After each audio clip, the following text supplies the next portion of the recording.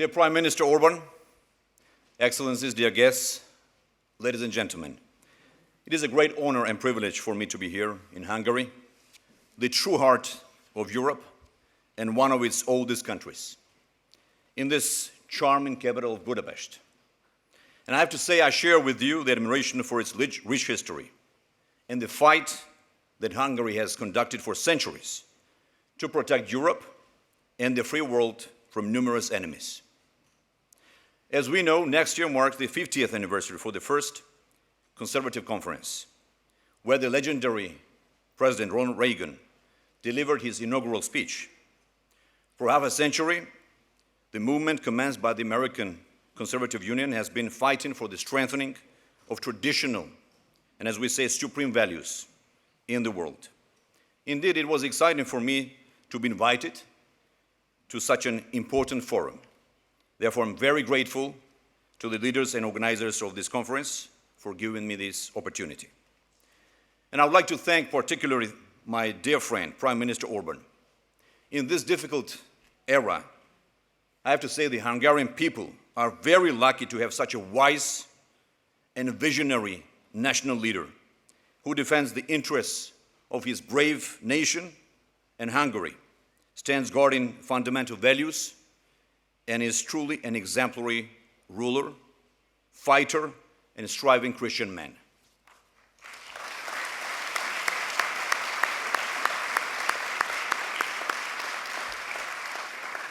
Dear friends, today we have come together to confirm that we stand united in today's most challenging times and to talk about the values that underpin this unity. In just a few days, we will celebrate 78th anniversary of the end of the World War II. Almost 80 years have passed since the defeat of the greatest evil in history, fascism. And since then, humanity as a whole, our countries and nations have gone through a number of difficult times. We, the Georgians, like other nations, have gone through difficult periods of fight for freedom, civil wars, occupation, economic collapse, and autocratic regimes. Therefore, we're no strangers to these challenges. However, what is happening around the world in recent years is perhaps the most dramatic event in the history since the World War II. The complex economic and humanitarian crisis caused by the pandemic has been further deepened by the ongoing large-scale military conflict on the European continent. Russia's invasion of Ukraine started a long war with no end in sight, which affects all of us. Stopping this unjustified human sacrifice, the brutal destruction, requires the greatest collective effort. And even today, as during the World War II, the goal and mission for all of us, the entire humanity, is to secure peace. We must realize that there is no alternative to peace. And as we support Ukraine, we must do more to ensure peace talks that result in lasting and stable peace conditions.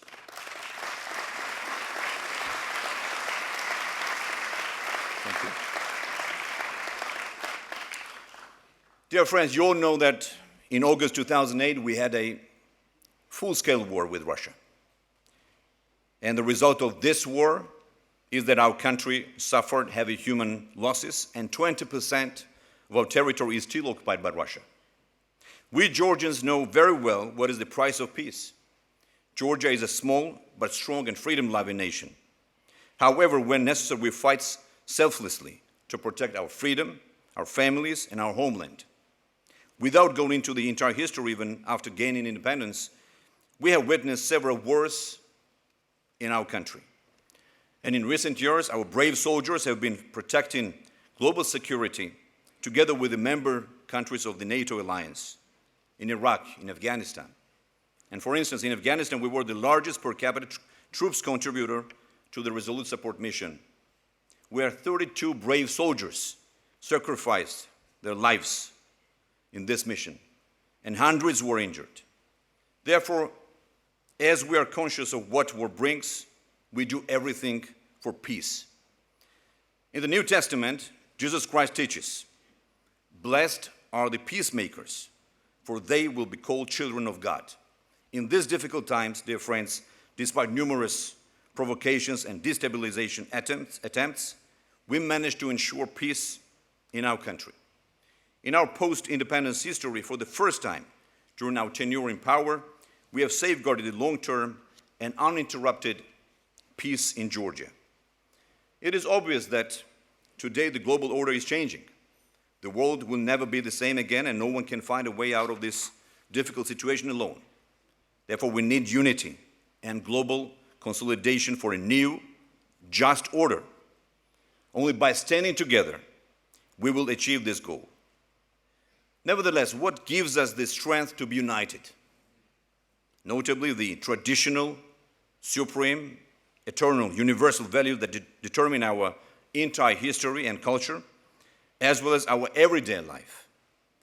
These values can be easily expressed as follows: faith, freedom, peace, dignity, truth, equality, purity of the family, respect for parents, ancestors, and traditions, love of the homeland and of people, and hope for a better future. The Catholicos Patriarch of Georgia, Ilya II, a very wise and most respected person in our country, has summarized all of the aforementioned in the following postulates: God, homeland, and human being. Essentially, the entire history of Georgia is based on the above-mentioned values, which are enshrined in the New Testament. You probably are well aware that our country was one of the first to declare Christianity as the state religion, and around the same time, the New Testament was translated into Georgian in the second half of the 4th century. However, Christianity was preached in Georgia much earlier by the first apostles of Christ. Therefore, our history and culture have been defined by the values of the New Testament for more than 2,000 years already. And these values, my dear friends, have always been the basis of the Georgian identity, uniting our people. Thanks to this very fact, this small and ancient country located in the epicenter of the clash of empires and civilizations survived the consequences of history, even in the most difficult geopolitical situations that have destroyed numerous great and powerful empires. Undoubtedly, adherence to tradition does not mean that we stand against innovation. On the contrary, although we must be very careful, as we know that evil often comes exactly in the name of innovation. This proved to be the case, true in many cases throughout history, including in the case of fascism. I want to quote again our patriarch, who once stated that freedom is fought in the name of false freedom, which is true. No one fights against freedom in the name of slavery, but rather in the name of false freedom. And no one opposes the truth in the name of fiction, but in the name of false truth. So how do forces that oppose the freedom and truth try to achieve their goals? Definitely, I have to say, by destructing the traditional family values and by coercing false freedoms. For example, through LGBTQ plus propaganda and attempts to legislate gender-affirming procedures for children, bypassing their parents, as well as by forcing so-called innovations that would cut off people from their own roots, family, traditions, culture, and history. They do so because it is easy to control a rootless person, someone who has forgotten his or her history and faith. Therefore, in such a difficult time, our main weapon and foundation is traditional, Christian, conservative family values.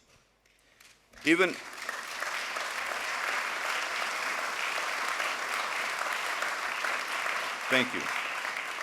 Even today, in the age of inventions, development of technologies and communications, industrial growth, urbanization, social change, and globalization, we perhaps more than ever need the moral principles for guidance built in our traditions and values. It is a desire for renewal, development, and essential progress that requires us to look at all new promises in the light of clear, time-tested criteria and historical values. Certainly, this doesn't mean that we go against someone. Our message is simple. Nobody's interest should be limited for the benefit of interests of others. We truly respect the rights of each citizen, which is proved by our actions. In 2014, in accordance with the requirements of the EU Visa Liberalization Action Plan, as well as with the sense of responsibility towards our own citizens, we adopted the anti-discrimination law that strictly protects the constitutionally guaranteed rights of our citizens. However, we also protect the rights of the majority, for whom the family is a union between a man and a woman, where a woman is a mother and a man is a father.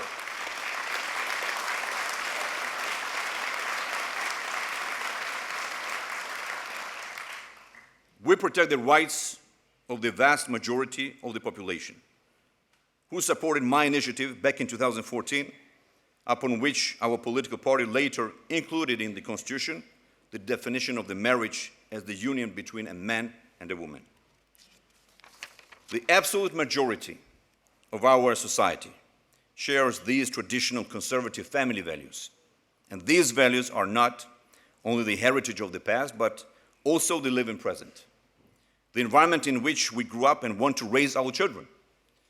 I'm the father of 4 children, and along with the vast majority of Georgian parents, I want to raise our future generations on unique values based on Christianity, the same way our parents raised us.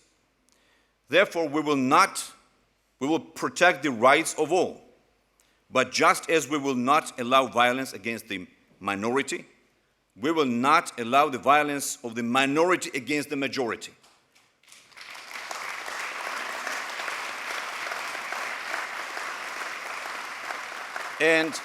And we will not support the minority's attempts to change with aggressive propaganda the values which the majority of our population considers to be given by God, on which the Georgian identity, uniqueness, and our entire history are based. We are proud of our history. We are gratified by the fact that back in the 12th century, Georgia was ruled by the King Tamar, a woman of reason and wisdom in 12th century, who was not called a queen, but rather a king. It was during her reign that one of the first origins of parliament emerged in the world. Hence, it is not surprising that after the First World War, the first republic, Georgian Republic, was the country which laid the foundation of modern democracy. The 1921 Constitution of Georgia, one of the most progressive legal documents of the time, was one of the first in the world to give voting rights to women and to ensure the rights of national minorities. Thus, equality and respect for the dignity of others is our tradition. About the same time, at a very period when everything national was persecuted, we had a great writer and public figure, Ilya Chavchavadze, one of the main creators of modern Georgia, whom Georgians call the father of the nation. He outlined the most important values for every Georgian: homeland, language, and faith. Our current constitution endures on this legacy, on this achievement. It protects and ensures the rights of every individual, and at the same time recognizes the special role of the Georgian Orthodox Church in the history of Georgia, in the development, reinforcing higher and eternal values. Let me be clear. Indeed, majority of the Georgian population is Orthodox, but our Catholics, Muslims, and Jews, along with our ancestors, had created our great history and are now creating its present. This history of peaceful coexistence and cooperation is very dear to us. Back in the 11th century, our greatest king, David the Builder, had been visiting the mosque on religious holidays to show his respect for Muslims.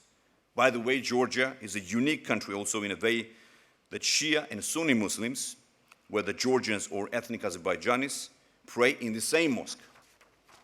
In the historic old Tbilisi capital, Georgia's capital, there is an Orthodox church, an Armenian church, a Catholic church, a mosque, and a synagogue next to each other, which shows the historical tolerance in our country.